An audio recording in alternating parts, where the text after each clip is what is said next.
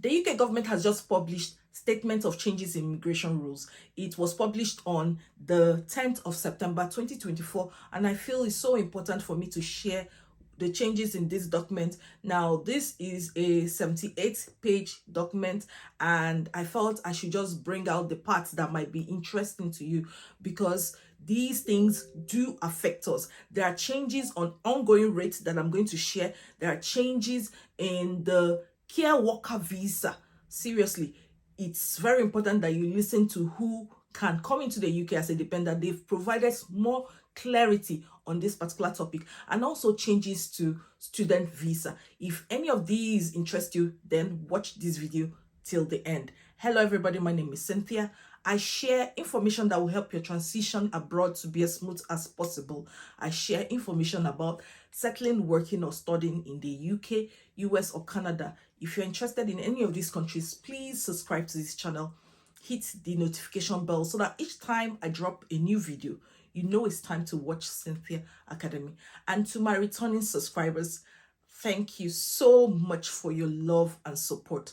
I really appreciate what you guys do here. And without wasting time, let's get into this video. Now, remember, I'm not an immigration advisor, but I'm going to share the link to this particular document so that you can look at it, read it, and digest it for yourself. It's so important for you to note that the statement of changes in immigration rule is just a document that the UK government updates when they make any changes in immigration. If you go and check the government website, you see even documents since the 1990s. So this is the latest change, and I felt it's so important for you to note. Now, the first one I'm going to share with you is about the ongoing rates in some skilled worker visa jobs. If you do a one-on-one with me, you know that I always share with you some of these changes, so that when you are submitting an application for a particular job, you have to make sure that the salary meets the ongoing rate by the government. An example is that of 2112 biological scientist. It used to be £41,900. That's for a skilled worker visa, but now it's been reduced to £38,000. It's so important for you to check this document to know if there are any changes before you submit an application and they give you a COS. Because if your COS bears anything lower than the ongoing rate on the government website, your visa will not be approved. The second part I want to share with you is about changes to appendix student. It used to be that when you want to show your proof of fund, it says £1,334 for each month of your course, up to a maximum of 9 months if you are studying in London. So £1,334, that's what you have to show as proof of fund, times 9. Then you have that in your account as proof of fund.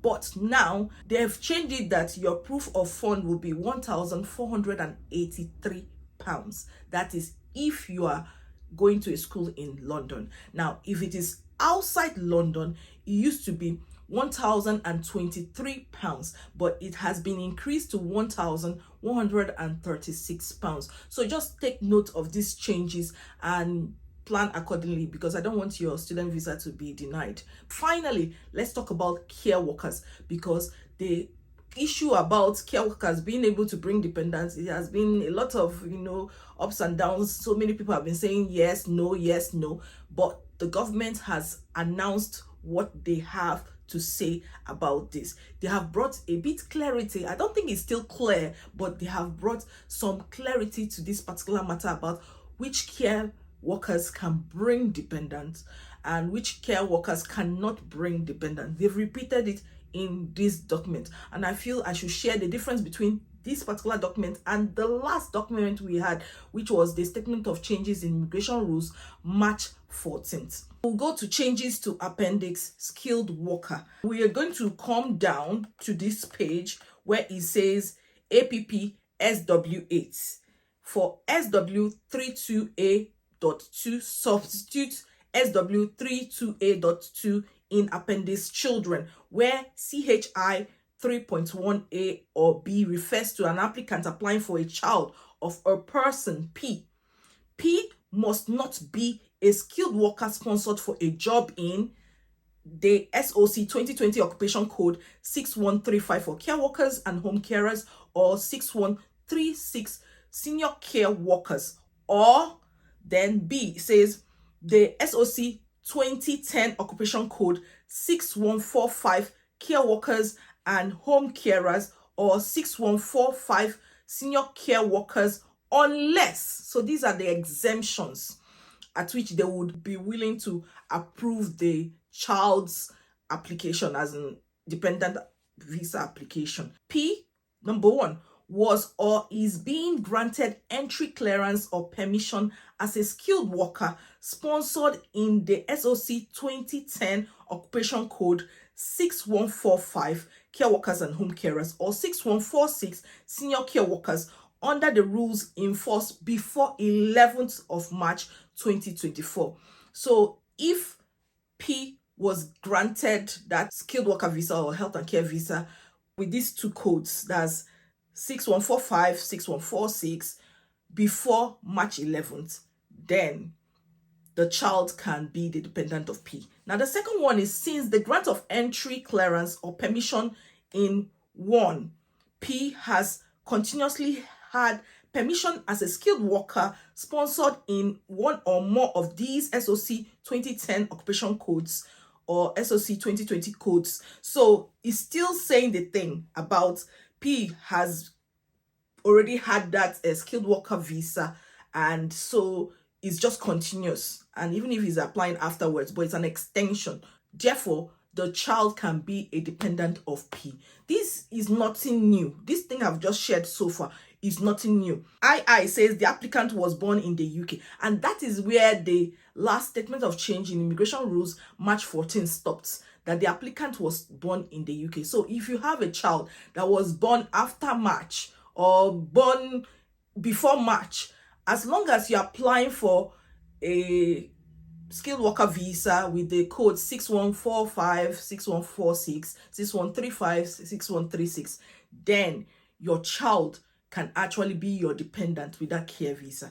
Now, the aspect that I felt I should bring to your notice that the government is trying to put some clarity to this particular matter is that they said P is the sole surviving parent or has sole responsibility for the applicant, and this is an application for permission to stay. So P is the main applicant, and is maybe the person's wife or partner or husband is not alive. So as a single mother or a single parent or something like that, you can actually apply for your child to stay with you. That is just very clear. It says that your child can actually be your dependent if you are a single father and maybe your partner is not alive. Now, the fourth one is that P has joint responsibility for the applicant with another skilled worker visa who is also sponsored for a job in one of the above occupation codes, and this is an application for permission to stay, which means that if the other partner has a skilled worker visa, sponsorship or something like that in any of the above occupation codes. So I'm thinking that any of the codes, it doesn't matter, any of the codes. So if this particular partner has a care worker visa, another one has another care worker visa, I believe that they can actually stay with their children in the UK, even if it is not a care worker visa, even if it's on any other visa. But if both of you have COS, you can stay. This is my interpretation. If you think it is wrong, please share it in the comment box. That is what I understand from this. Go and consult an immigration lawyer if you're in doubt, and if your situation is a bit complex. I am just sharing my opinion online. I am not an immigration lawyer or consultant, but this is what I believe this particular article is talking about. So it shares more light on this particular matter. But the thing is that some people have said that they've applied and it worked for them, while some other people have applied and it did not work for them. So you just try your best, try your luck. If it works out for you, fine. If it doesn't, I don't know what you should do. But this is what the government says about this. They are still standing on the fact that care workers cannot bring their dependents into the UK. I hope this brings more clarity to you. Please like, share, subscribe, and I'll see you in my next video. Bye bye.